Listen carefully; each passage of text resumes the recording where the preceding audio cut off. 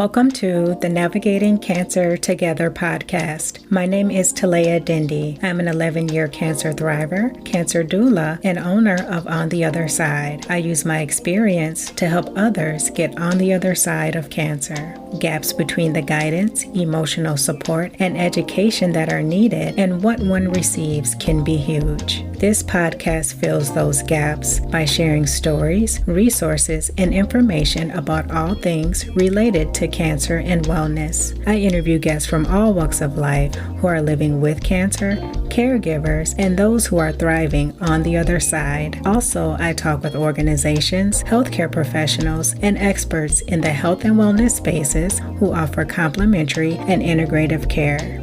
Join me. We are in this together. Disclaimer: the purpose of this podcast is to educate and to inform. The podcast is provided on the understanding that it does not constitute medical or other professional advice or services. It is not a substitute for professional care by a doctor or other qualified medical professionals and is not intended for the use in the diagnosis or treatment of individual conditions. Guests who speak in a podcast express their own opinions, experience, and conclusions. Neither Talea Dindy, Navigating Cancer Together, On the Other Side LLC, nor any of its affiliates endorses, supports, or opposes any treatment option or other matter discussed in a podcast. The mention of any product, service, organization, activity, or therapy on a podcast should not be construed as an endorsement. Hello, everyone. This is Talea Dindy from ontheotherside.life, and you're listening to the Navigating Cancer Together podcast, the show that has something for everyone facing cancer. Why? Because everyone is different with different needs, beliefs, and perspectives. Thank you for joining us for this episode. I encourage you to open your minds and your hearts. Today, our very special guest is Andrea Wilson Woods. Andrea is a writer who loves to tell stories and a patient advocate who has founded the nonprofit Blue Faery, the Adrienne Wilson Liver Cancer Association. Andrea is the CEO and co-founder of Cancer University, a for-profit social impact digital health company. Andrea's best-selling and award-winning book, Better Off Bald: A Life in 147 Days, is a medical memoir about raising and losing her sister to liver cancer. Wow, Andrea, thank you so much for all that you do in the community. I am looking forward to the audience hearing your story. Thank you for joining us and welcome. Oh, thank you so much, Talea. You know I love you. Thank you. Right back at you. Love you too, Andrea. I have been looking forward to talking with you. And your story is just so interesting because at a very young age, you took care of your sister, you were raising your sister, and then unfortunately that role switched to caregiver for your sister. Please walk us through how Adrienne learned that she had cancer. As you mentioned, I got custody of Adrienne when she was 8 and I was 22. We were living in Los Angeles and I raised her all through my 20s. I came home one day from work. I was actually teaching at the time, and she went to high school from 7 to 2. I typically worked from 8 to 3. So when I came home, I was used to walking in and seeing her at the kitchen table doing her homework because that was a rule in our house, homework first. Except on this day, I walked in and I found her curled up in a fetal position, crying and saying that she was in pain. And this was a kid who never cried. So that was alarming. We had no idea what was wrong. And we went to her pediatrician and we just walked in. Now, we had seen him 2 weeks before for what he thought at the time was a pulled shoulder. And he thought we were back because of that. He thought we were just following up. And she said, no, I've got this other pain. I was very fortunate as a parent because Adrienne was modest when it came to her clothing. So unlike her friends who were very skimpy outfits, she didn't. And her stomach had been distended for a couple of days and she hadn't shown me or told me about it. And as soon as her pediatrician saw that, he was not happy. He was very worried. I could just see the look on his face that something was terribly wrong. He sent us on to the ER. There's only one hospital in Burbank. And so we go to the ER. And at this point, we don't have any idea We think there might be internal bleeding. She had been to Coachella just a few weeks before, and I believe it was the first year of Coachella. My boyfriend took her. He's a musician. 12 hours in the desert at a music festival is not my idea of fun. That's right. Yeah. But it was their idea of fun. Right. Brutal. Yes. And we were telling the doctors this, and they thought, okay, maybe it's internal bleeding. John, my boyfriend, had complained about bruised ribs. So that's what they were thinking. They got her pain under control. They order a CAT scan. And as she's being wheeled in for the CAT scan, just to give you an idea of her sense of humor, she said, "Hey, sissy, watch it be cancer." And I just said, "Oh, bite your tongue." And we just laughed and laughed. And then the ER doctor came in with the results. And I knew from the look on his face, I knew that it was far worse than internal bleeding. And he was not expecting what he saw. And also, he would not make eye contact with her. That is something that I tell people, pay attention to, because that says it all, that those nonverbal cues tell you a lot. That's right. And he was the one who said she has tumors in her liver and lungs. Didn't say her name. And we burst into tears. That's when he told us he had ordered an ambulance for Children's Hospital Los Angeles because that hospital was not equipped to handle the situation. Those were his exact words. Wow. And it was because it wasn't a pediatric hospital. They saw adults. And even though she was 15, she was technically a pediatric patient. So by 9:00 that night, we were in an ambulance on our way over the hill to Children's Hospital, where she was admitted. And she was admitted, I remember, to the HEMOC ward, the hematology oncology floor. And I was racking my brain. I was such a good student, except for science. And I remember racking my brain because I was like, okay, hematology is blood. Yeah. What is oncology? I couldn't remember. Like, what is oncology? Yes. So that was day one of Adrienne's cancer journey. And 2 days later, they did a biopsy and they confirmed that she had stage 4 liver cancer. Wow. Was Adrienne able to go back home? No, she didn't go back home. We spent 2 weeks in the hospital. A week after that ER doctor told us the news, she was doing her first round of chemotherapy. Once she got through that, they sent us home.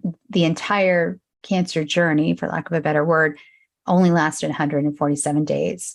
She endured 5.5 rounds of chemotherapy that we ultimately stopped. We were finally able to get her transferred to UCLA, where they saw her cancer every day. She had an adult type of liver cancer. She actually had the most common type of liver cancer. And at Children's Hospital, they just didn't see cases like hers. But because of our insurance restrictions, it was a challenge to get her transferred to UCLA. But we finally did. And even though we switched chemotherapies and drugs and protocols and everything, it was too late. And so it was very fast. Andrea, were you offered any clinical trials? Were there any at that time that could have helped Adrienne? Any mention of that? Such a good question. Not at Children's Hospital. They really did not think outside the box. I asked about clinical trials and it was like, well, she's not 18, so we can't do that. I just didn't believe that. It was a restriction, of course, but I pushed back and I said, come on, guys. She's a young woman. She's taller than me. She's clearly developed. We're past that point. So that was a challenge. When we got to UCLA, they had been looking and they found a clinical trial for her. It was a phase 2 trial with dendritic cell therapy. And we had a wonderful person who was a friend and an expert in biology and worked in the cancer space. And she did not feel it would have any efficacy whatsoever. And it was at a phase 2 stage where they're testing for efficacy at that point. They know it's safe, but they don't know if it will help. Then Adrienne didn't want to do the trial because of the way it was designed. And this is something I'm so passionate about now. The trial would have required her to be in the hospital from 8 to 5, Monday through Friday. That's a lot. And I think her response was something like, hell no. Okay. And it's her right. It's her choice. It was, absolutely. And at that point, she had opted to go back to school. She loved school. She was an honor student and I had to fight the school district, but we made arrangements to get teachers aside from just me. And she wanted to do school every day. She didn't want to be in the hospital. In fact, she wanted to be in the hospital as little as possible. And to UCLA, to their credit, really honored that. They really did. They did everything possible to make sure that she was not in the hospital and that we only came in when it was absolutely necessary. I'm glad that she was able to get back to doing something that she loved, because at 15, that's a lot. It's a lot for anyone, but a teenager, that's a lot. Yeah, it was a lot. Andrea, as Adrienne's caregiver, you went through a lot yourself in a short period of time. What were some of your biggest challenges? I felt like, especially at Children's Hospital, less so at UCLA, that there was so much resistance about me asking questions. And we even heard later from one of our favorite nurses that everyone loved her, Adrienne. Everyone loved her. Yes, that kid with the blue hair, they love her. But watch out for her sister. Oh, wow. Because I asked too many questions and I kept a diary of everything. Now, mind you, when we came in for her second round of chemo, it was always until UCLA, it was inpatient at Children's. They came to me to ask me how much pain medication had been given during her first round of chemo, because during the summer of 2001, Children's Hospital was in the transition of going from actual paper medical records to electronic health records. They lost her file.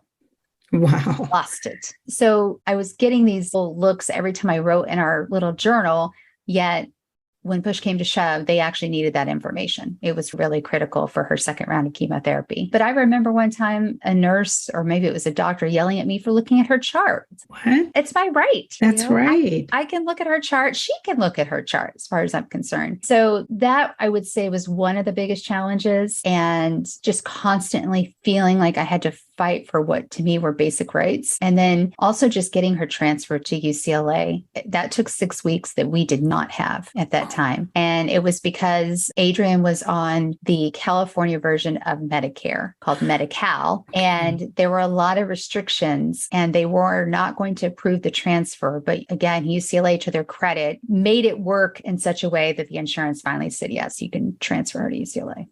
On top of everything else, were you the person who had to talk with their insurance company, keep them updated about what was going on? How did you manage all of that, Andrea? I think it helps that I'm obsessively organized. So that helped a lot. Yeah. I had a 3-ring binder. I still have it. And Okay. I had dividers. And even with electronic health records now, I recommend to people, you need to print everything out. That's right. Because the beauty of that binder is that it went with Adrienne wherever she went. And though I was there almost all the time, if I wasn't in the room, let's say at the hospital, or if a friend took her to a doctor's appointment or something where I wasn't there, the binder was with her. All you had to do was look at the binder. And so that helped keep me organized and maybe just a little bit sane during that time.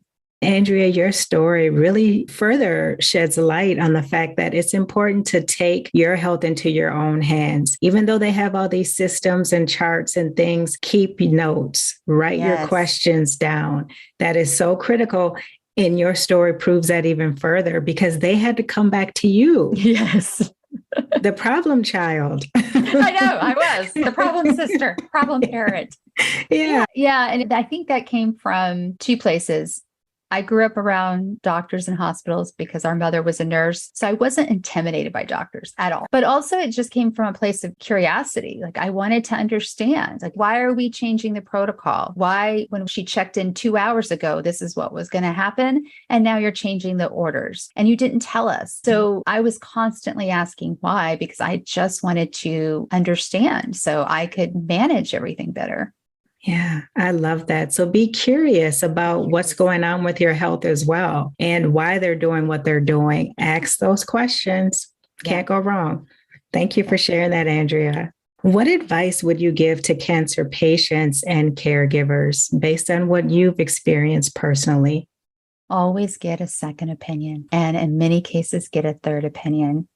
It's so critical, and it's a lot easier now. I feel like today, I know so many doctors that will do virtual second opinion visits and often not charge the patient because it is just a telehealth appointment. So always get a second opinion would be number one. And then number 2 would be if you or your loved one is diagnosed with an advanced stage of cancer, clinical trials should be a first option, not a last resort. Mm-hmm. And even in the medical community, clinical trials often feel like a last resort. They really do. I know so many people where clinical trials save their lives.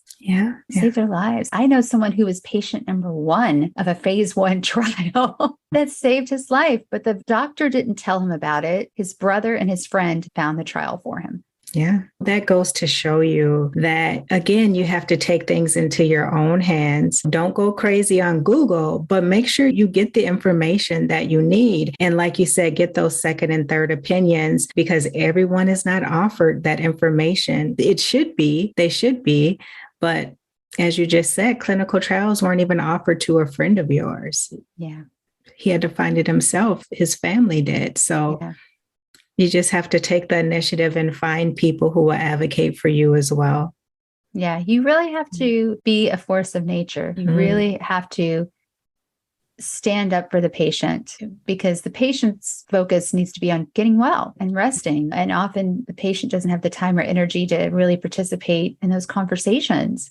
So the caregiver, whether it's a spouse or a friend or parent or sibling, the onus is on the caregiver often to take charge. That's true. Thank you, Andrea. How has your experience and Adrienne's experience with cancer impacted your mental health? And were you able to get support to help you cope with the grief and loss of your sister, child, and best friend?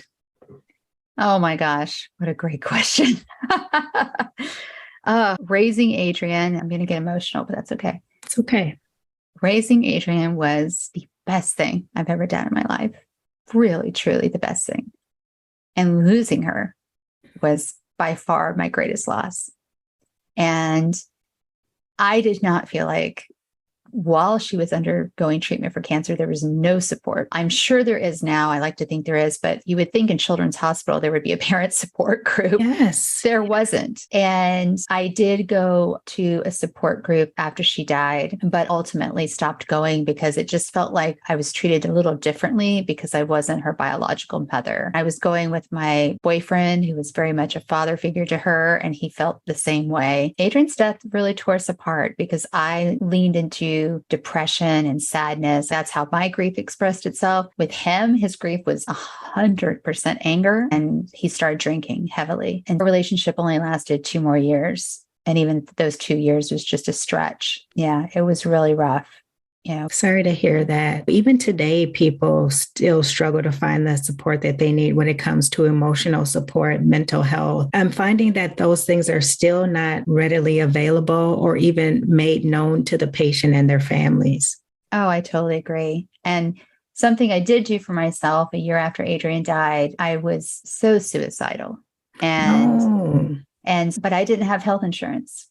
And I didn't know what to do. So I actually entered a clinical trial. It was a phase 4 clinical trial where at that point they have the standard of care and they're just looking for deviations among a population typically. So they're not testing one drug against another. I went to this clinical trial because I felt like I needed to get on antidepressants, at least for a period of time. And I wanted to be closely monitored. And it was my best shot without having health insurance. So I was on this trial, I think it was for 4 months, and I went every week. I even got a little stipend, which essentially covered gas, but it was really helpful for me because it got me on a path to getting more help. That's what it did.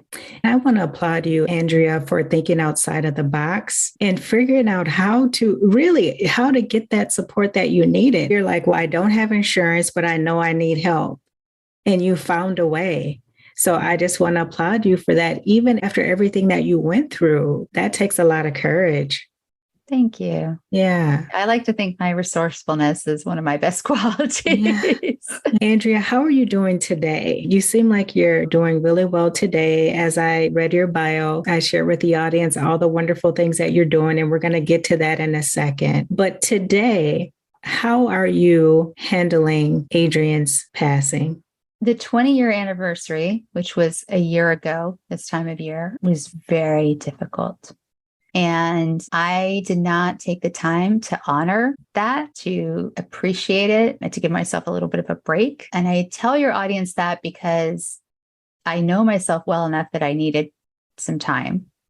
And I didn't take it. I felt a lot of external pressure from a lot of different things going on. And my health really unraveled this year because of it. So this time around, the anniversary was much easier, but I have been working so actively in 2022 on my health in a number of ways. I just started working on my health because If I'm not healthy, then I can't do all these things that I want to be doing and that I enjoy doing. So I would say I'm in a good place right now at the time of this interview. Good. I'm in a good place, but man, you have to do the work.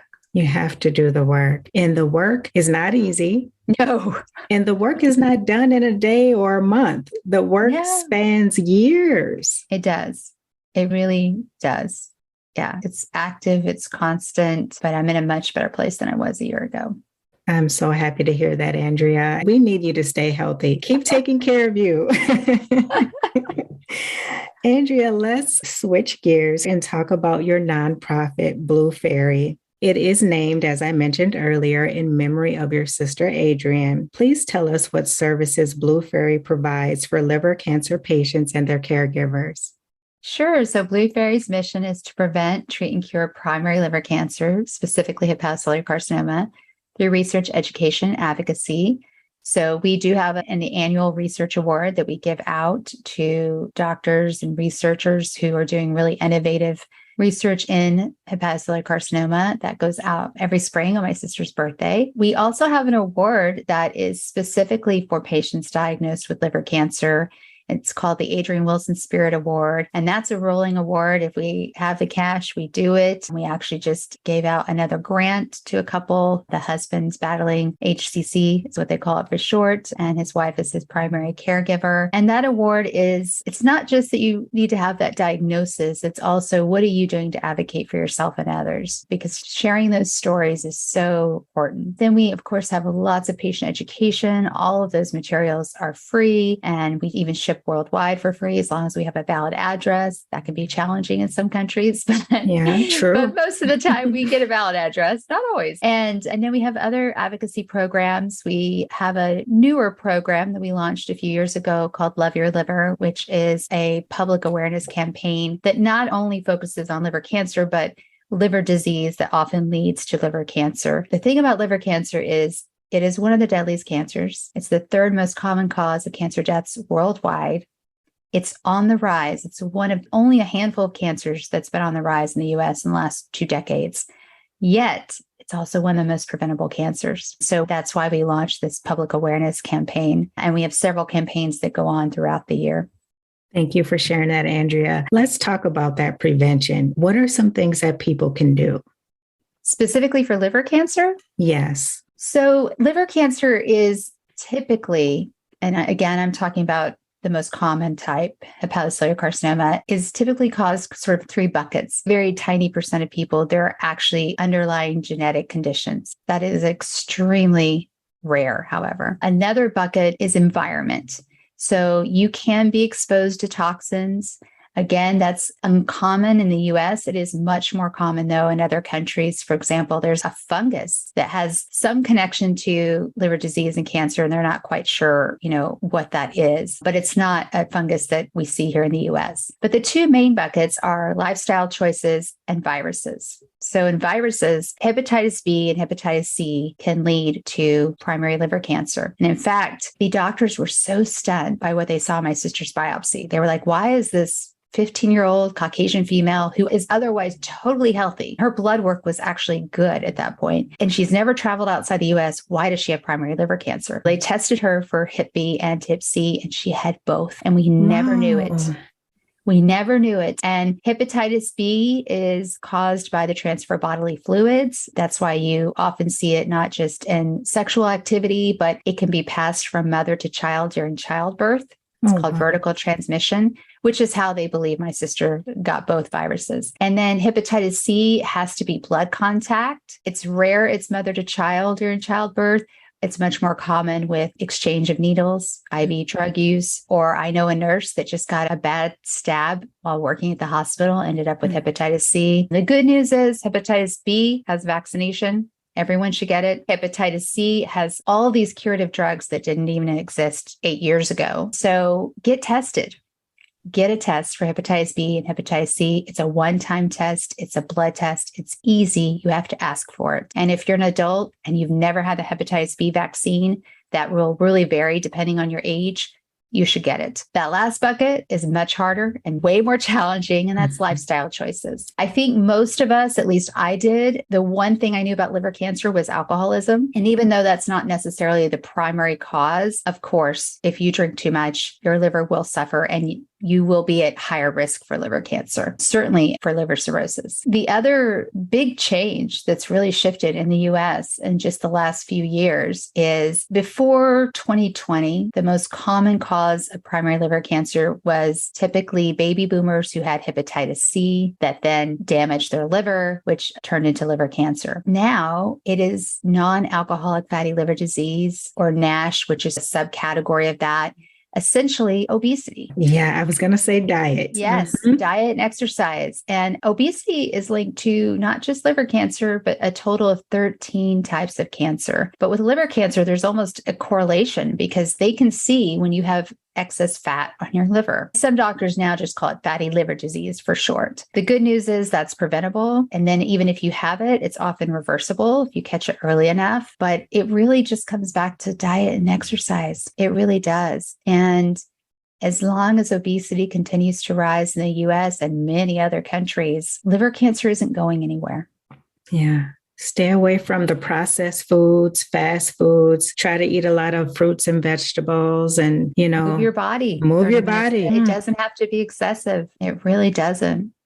Thank you, Andrea, for sharing that. Now let's talk a little bit about Cancer University. Please tell us what the organization does and what you hope to achieve. Cancer University, or as we like to call it, Cancer U, it's an online platform for patients and caregivers to educate, empower, and engage them to become advocates, like we talked about earlier, for themselves. And the goal is to improve outcomes. It's to lower stress and ultimately to reduce cost, because the more active and engaged patients are in their care, costs typically drop. There's a lot of unnecessary stuff that happens in medicine. And that's where you have to become an advocate. But without that knowledge, you don't know how. And so really the goal with Cancer University is to make that cancer journey better and ultimately to save lives. There's just so many people that don't know, for example, what we talked about, that if you have an advanced cancer, you need to look at clinical trials. Yeah.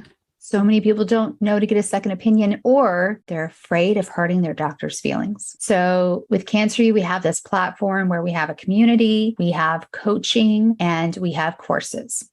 Wonderful. Thank you. Where can people learn more about Blue Faery and Cancer U? Very easy. Just go to bluefaery.org, and that's FAERY.org. And Cancer University is cancer.university.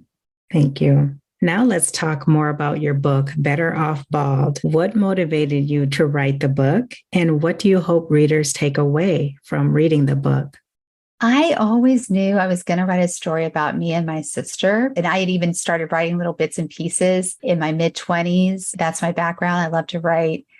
And I ended up writing a different story. I did not expect to write this story. But after she died, I knew I would one day. It took a long time and over many years and many drafts, but I knew I wanted to share her story. And the book covers the 7 years of my life. I raised Adrienne, but it is told through the lens of that 147-day cancer journey. I use flashbacks to really fill in the gaps, but the book takes place in present time. So you really feel like you're living the journey with us. That was my goal. I wanted people to fully understand what it's like and also to be inspired, because my sister really had this bucket list. I wouldn't acknowledge it, but I saw what she was doing, and she made this list of everything that she wanted to do. And she just started checking things off and did them. She met her favorite rock star twice. Wow. I didn't have anything to do with that. That was her. Yeah. It was really incredible to watch her. And those days where she felt good, the days where we knew her white blood cell counts were high enough that she was less prone to infection, we would go out and do things. So we had big things like meeting her favorite rock star, her Make-A-Wish day, going to the Tonight Show and meeting Jay Leno. And then we had smaller days where, hey, there's this restaurant. We've always wanted to go to it. She has an appetite. Let's go. And so at least from the feedback I've seen in most reviews, people are really inspired. And I'm happy because she was a pretty inspirational kid. Thank you, Andrea, for sharing that, writing your book as well. That's what people need, hope and inspiration when they are going through something like cancer or anything tough in life. If you could say anything in the world to Adrienne today, what would you say to her? Raising you was the best part of my life. It's the best thing I've ever done in my life. I know it wasn't easy, but it was such a privilege to watch you grow up. Thank you. This is a great question. I know you're up to something, Andrea. What are you working on now? Oh, so I'm in very early stages of working on my next book. And it's about my 30s when I was grieving the loss of my sister, when I started Blue Faery, when I got married to a good guy, but not the right guy for me. And just all these choices I made that came from a place of grief. It's also about losing all of my friends. So in my first book, you'll see that I had this very tight circle of friends. The joke in our little circle was that your name had to start with a J or an A, or you couldn't be accepted. Because literally every person except one, their name started with J or A. It was hilarious. And I really debated whether to change that in the book. I changed their names, but I didn't change the J and A because it was just so funny. And I had this tight group of friends who weren't necessarily friends with each other, but they were always there. And they were very much like aunts and uncles to Adrienne. I lost all those friends. And in some cases, I can't even tell you why. I have no idea why. There was only one friendship that I purposely ended that was in my best interest. And that was very hard to do, but I didn't want to leave that friend hanging. It was a very tough conversation to have. There's so many books and things out there about breaking up in a romantic relationship. Mm-hmm. Breaking up a friendship is just as hard in some ways. So that conversation was hard with that friend, but I didn't want her left wondering why. So that's one of the challenges with this book, is that I don't know the why with some people. Yeah. I don't really know. That first year after Adrienne died, I did my best to let people know or tell them I was okay. And I wasn't okay. I wasn't okay at all. When I hit that year mark, I fell apart, and some people didn't stick around. That's one thing about life, and especially about cancer and any tough disease or illness that you're facing. People that you expect to be there, sometimes they drift away. They're not there. Yeah.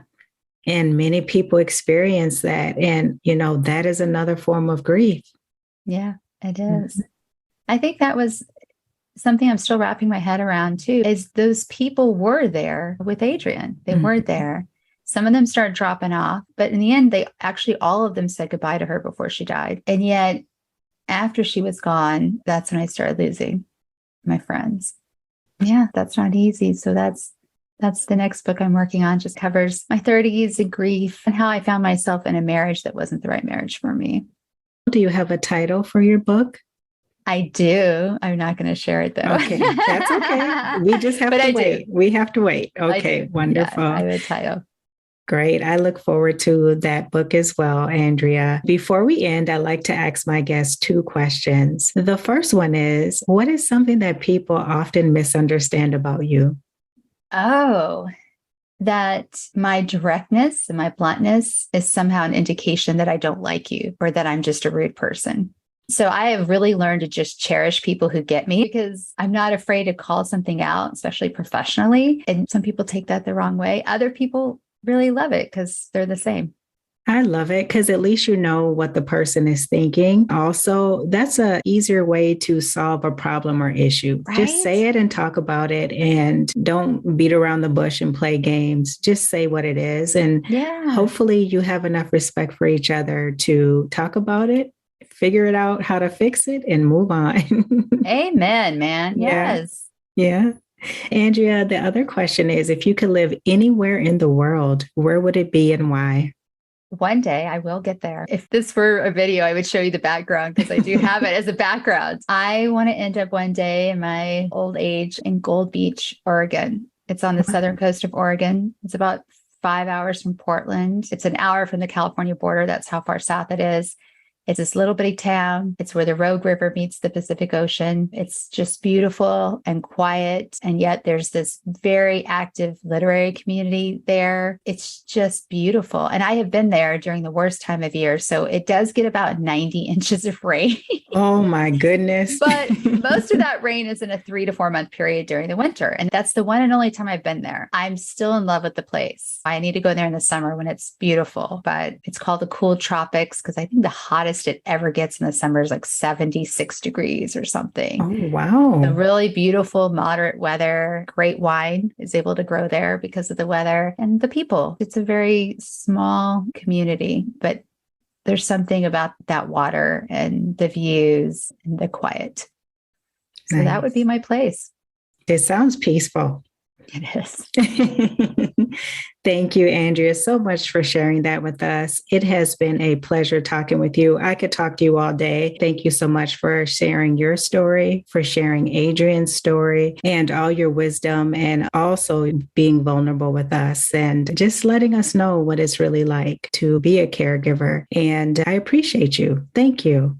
Oh, Talea, thank you so much for having me on. I'm honored.